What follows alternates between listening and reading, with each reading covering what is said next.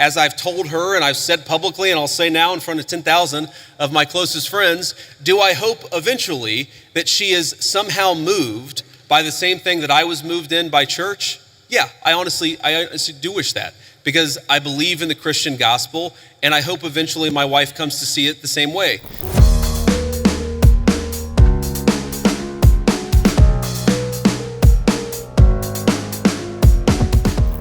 I did not agree with many of the things that you said right ahead of this, but I don't think that's my point to discuss here.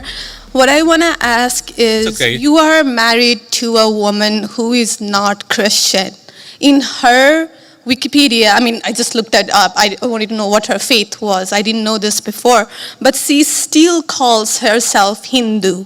You are raising three kids in cultural, racial, religious household. How are you maintaining, or how are you teaching your kids not to keep your religion ahead of their mother's religion? Or how are you teaching them that your kind, they're that kind who got here just few years or few decades ago is different or is better than your mom's kind who got here just a generation before? How are you balancing that? And when you talk about too many immigrants here, when did you guys decide that number? Why did you sell us a dream? You made us spend our youth, our wealth in this country and gave us a dream. You don't owe us anything. We have worked hard for it. Then how can you, as a vice president, stand there and say that we have too many of them now and we are going to take them out to people who are here rightfully so by paying the money that you guys asked us? You gave us the path, and now how can you stop it and tell us we don't belong here anymore? And one more thing. Sure. Do you have to There's a lot there. I don't know if I'm going to remember all this, but I will try. I'm sorry. I had to say all of this, and please take it with due. I'm saying all of this with due respect. Go ahead. Please. I have no intention of causing a scene here or anything, but we're not close to causing a scene. Yeah, don't worry. But we talked about Christianity, all of this. I'm not even Christian, and I'm here standing to show support. Why are we making Christianity one of the major things that you have to have in common to be one of you guys, to show that I love America just as much as you do?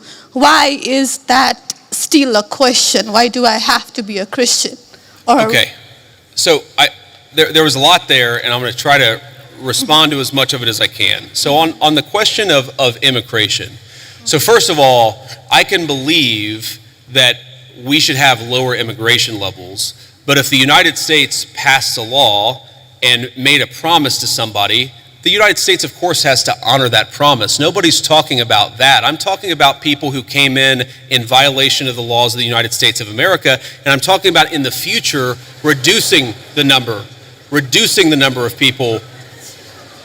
Sorry, what? May I continue on that?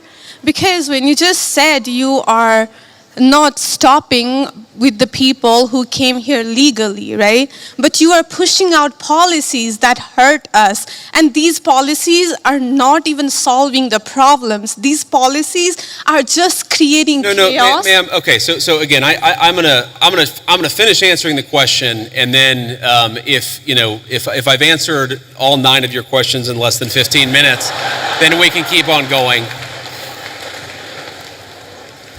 We got to have a little fun, right? So here's the thing. I can believe that the United States should lower its levels of immigration in the future, while also respecting that there are people who have come here through lawful immigration pathways that have contributed to the country.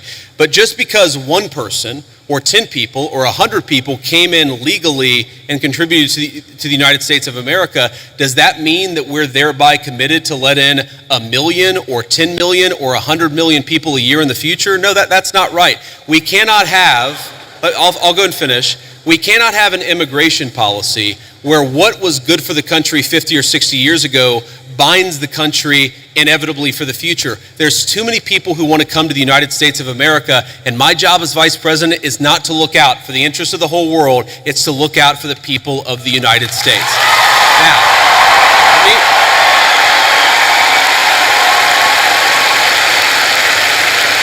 Now, you asked a personal question about our interfaith household.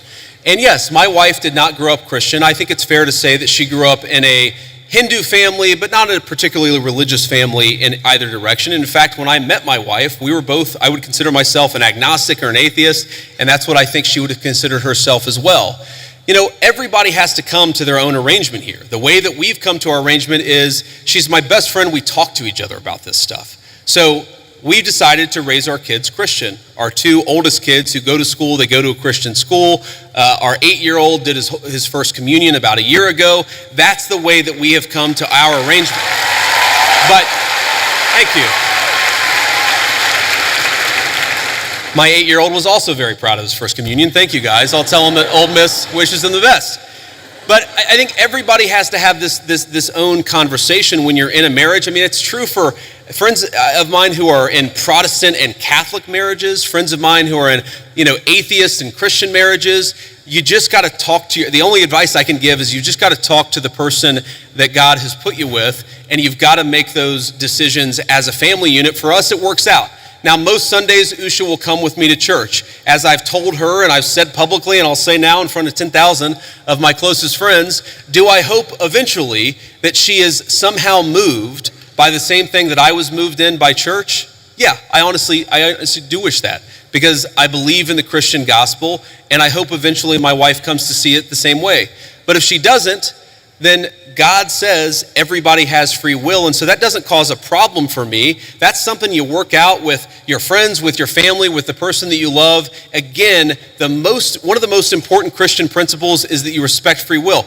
Usha's closer to the priest who baptized me than maybe I am. They talk about this stuff. My attitude is you figure this stuff out as a family, and you trust in God to have a plan, and you try to follow it as best as you can, and that's what I try to do. I want to make a final point. So I don't want to cut you off. I want to be respectful to all the people behind you in line, but I want to make this point about immigration, okay?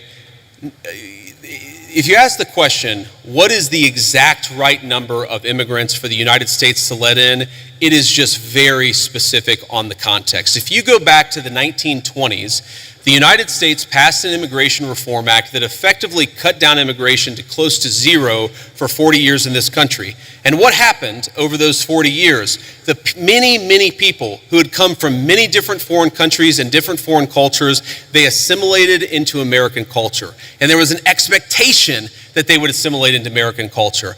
I think we have two problems in our immigration system today. And my guess is you're probably a slightly more leftist political persuasion, liberal political persuasion, maybe not. But here's the thing.